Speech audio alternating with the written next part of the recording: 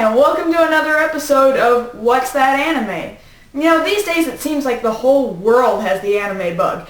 Everyone is trying to mimic the Japanese style of manga and anime, and it's growing in popularity and surprisingly is becoming the cool thing to watch. And you'll start to find anime-styled things in some of the most surprising of places, and this is not only true of the United States, but also places like France, Korea, and in today's situation, Indonesia as well. And so to be fair, today's selection isn't exactly Japanese anime, but in a lot of places it is being passed off as anime, and it quite obviously has its anime influences. And so I want to introduce you to Beauty and Warrior. Okay, your first hint with this animated feature as to what you're getting yourself into is that it was easily picked up at Walmart for only $1. Honestly, I guess I probably should have known better, but it was quite simply too cheap to resist. There were others on that rack that I picked up along with it, but this is the cream of the crop. You get your first peek at what this title is about by, of course, reading the summary on the back of the box, which, after you've watched the movie, you realize tells you more about what's going on than the movie actually does. But it does suffer from one problem. In one paragraph, the two brother characters are referred to as Mega and Barata, but in the next paragraph they're referred to as Megan and Barta. And considering the fact that we almost never very clearly hear the names of the characters, I'm choosing to refer to them as Megan and Barta from this point forward. I'd read off the rest of the box description, but honestly it gives almost too much insight for what you actually get when you watch the movie. And so with that, what better place to start from than the beginning? The first thing we see on the screen is this horrendous 8mm style footage that looks and sounds like it hasn't been updated since 1975, despite the fact that the original Indonesian release was in 2002 and the DVD release in the US was in 2005. IFD? Who are they? Well, let's find out. A little research on the Interbuts shows us that IFD stands for International Finance Development. What? Really? That's the acronym? That's what the acronym stands for? The F stands for finance? My first guess would have been that it stood for fail, with film following behind as the runner-up, but definitely not finance. That doesn't strike an image of animation or storytelling of any kind into my head. But following this title, it actually turns out that I'm not watching the movie, I'm watching the trailer. Wait, did I select the correct option from the DVD menu? Yep, I'm watching the trailer first, followed directly by the movie. Sister! I'm not certain what's going on here, but just from one word alone I can already tell the caliber of voice actors they've hired. And what's up with this Yanni-esque music they've chosen?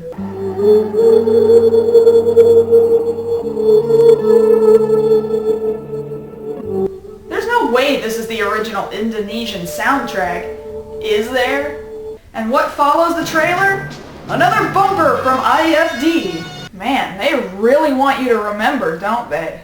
But finally, the real Beauty and Warrior starts, and the beginning doesn't exactly make you feel like you're on the edge of your seat, preparing you for an awesome storytelling adventure. It's just a sequence of color-changing clouds practically begging to put you to sleep. And it just goes on, and on, and on. Until finally we reach some cloudy god hall with a man and a bunch of, what, mistresses? Please forgive me, Father. Oh no, they were his daughters. Silly me. So godly Zeus Face is pissed because one of his daughters married an Earthman. Considering the fact that I don't see any other men up in this cloud city, I think I can understand her reasons why. This is where we start to see some extreme anime influences. Wait, I'm sorry. Oh my child. The human-marrying barbarian princess is cast away from wherever this is, And one of her sisters apparently can't bear living there either and casts herself out along with her sister. The two fly away together doing... this. Man, they make flight look so easy. I bet even I could do it.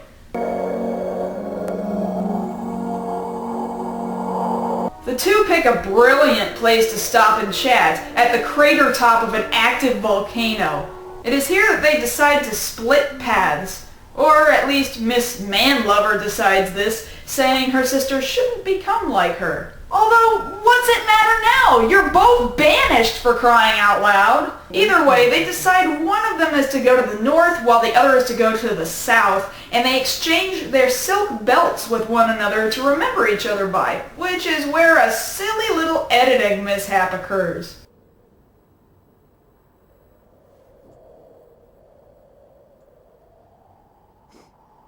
Nope, I did not edit that. They did in fact splice together the same clip 2 times in a row.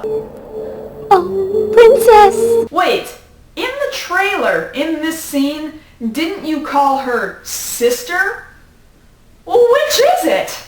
So we focus on the unmarried princess, never to see the married one ever again, and watch as she flies around pretty aimlessly. She touches her toe to some ocean water, which seems to summon up demons from God knows where. Honestly, this is completely unexplained. I still don't even know what she is, or where she's from, let alone why we see her summoning demons with her feet. Suddenly, for some inexplicable reason, a palace appears before the princess, and we're treated to this tunnel sequence. And it just goes on and on and on. This is worse than that cloud sequence in the opening. The underground tunnel scene runs for an uncomfortably long 40 seconds. The first time. Yes, this scene comes up more than once, but we'll burn that bridge after we cross it. So what, the tunnel leads outside? Lady, first you were underwater, then you were standing in front of a palace, and now you're standing upon solid ground. Where are you and how do you manage to get there? So, these demons, voiced by horrible Microsoft Sam voice actors masked by a voice changer, show up unannounced and bow before the princess, calling her their queen. These guys must really be hard up for some direction in their life. And this is basically how the scene goes. Be our queen! Why? Oh, please be our queen! Okay. We now introduce the two brothers, Megan and Barta, flying on whatever those things are. And honestly, I have no idea which is supposed to be Megan and which is supposed to be Barta, so I'm not even going to explain which one is which. Oh, and you gotta love this dialogue. If we can inherit the country's fortune, we can be the invincible Mataram soldiers.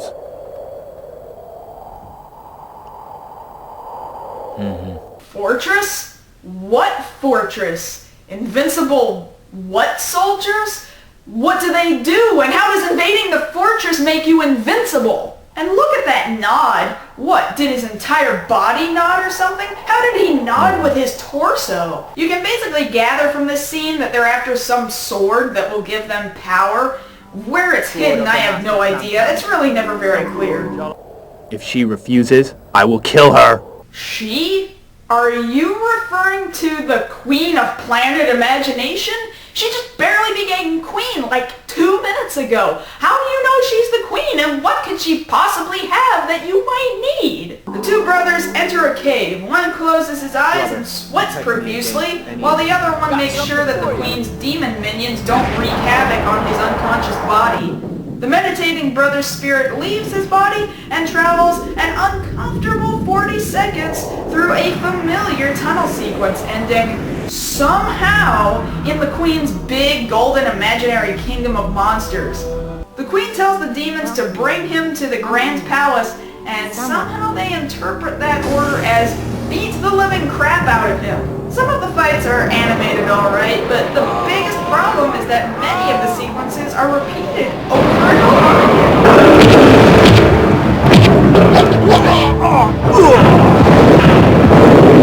Budget cut moment! He defeats the demons and approaches the palace. Where is this place? Welcome, Batara Tantra. Lady, that doesn't answer the question he asked you. You know who I am? How do you know my name?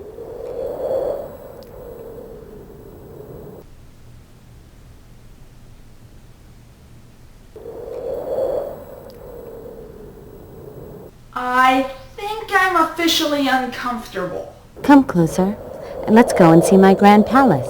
This guy just defeated every servant you have. In fact, I think they were every resident you had here in Invisoland. And now you're inviting him on a grand tour of the palace?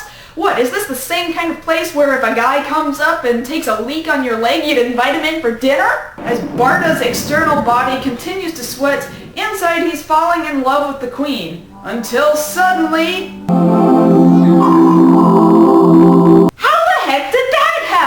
How did the reproduction take place? How long did it take? And how long has he been inside that meditation? How does a soul reproduce to begin with? And why isn't the baby blue? I mean, blue you'd think would be kind of a unique enough color to be a dominant gene. So why isn't the kid blue? On top of that, out of all the things the American distributor could have censored, what they chose not to censor was the fully visible breastfeeding of the baby. Look, guys, I know that it's normal to feed babies breast milk, but I don't really find it pivotal to the storytelling, especially not in this story.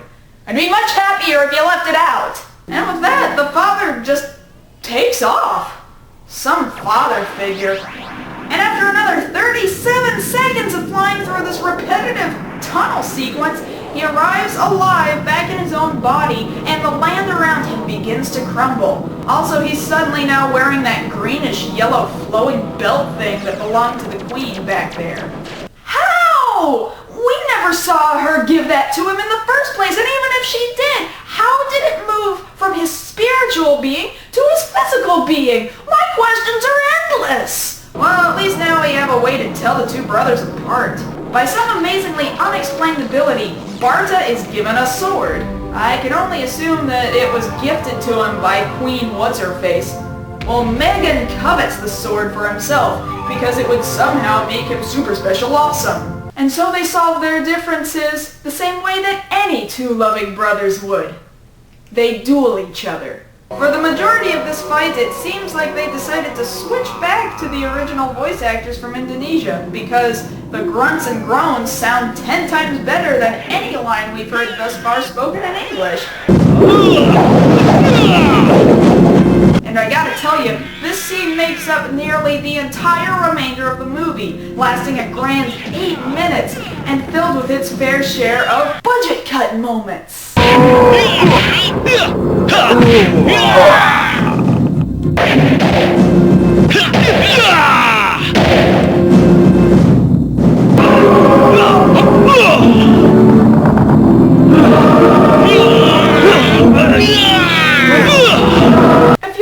Questioning whether or not you would consider this movie to be anime, consider this part of the battle. The two brothers actually end up wrapping their legs around neighboring stalactites in the cave and have an incredibly long Dragon Ball Z-esque battle. All the while, Barta actually has the upper hand, clearly just blocking away the blows. But it takes a good 2 minutes for this budget cut moment to cease and continue on to something else. It's ridiculous. So even after Mr. Megan gets his ass handed to him, he still thinks he's the rightful owner of the sword, and Barta just decides, okay, and gives his brother the sword. Look at him, he doesn't even thank his brother or anything, just grabs the sword smugly like he totally won the battle, and then flies off. Some brother. These guys have a lot to learn about family values. Suddenly, the queen of absolutely nothing appears with their baby. Oh! Mayang Sari. What? This is the first I've ever heard her name. When did you learn it? I have to go back to Mataram and defeat my brother before he destroys the world. Excuse me? You mean to tell me that giving your brother that sword could have just sealed the fate of the entire world, and you just handed it to him? You had him in the palm of your hand. With ease, you could have knocked him back down that canyon into the rocky river below. Why your woman isn't questioning your judgment and exiling you right about now is beyond my comprehension. Queen Sari goes on to say that Megan can't be defeated and that his brother would have to change his mind so that together they can both defeat the monsters and dark forces with that sword. And apparently the sword would go wild without a rightful master. Are you kidding me? There are monsters and dark forces out there somewhere? Gee, that would have been nice to know about 40 minutes ago. In fact, it probably would have made a pretty good movie. So are we going to see the epic battle between two brothers? A battle against the darkness and the sword return to its rightful place? No! Instead, all we really get to see is a very ambiguous ending showing Barta standing over a cliff covered in precious jewelry, and then the credits roll.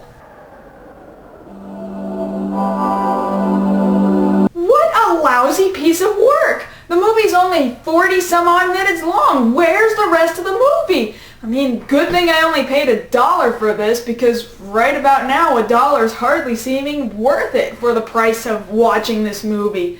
I mean, I guess I gotta admit, with the voice acting caliber so low and so many numerous budget cuts, I guess you really do get what you pay for in this situation. You know, maybe if I'm lucky, I can meditate myself back to Walmart and go get back the $1 I paid for this thing.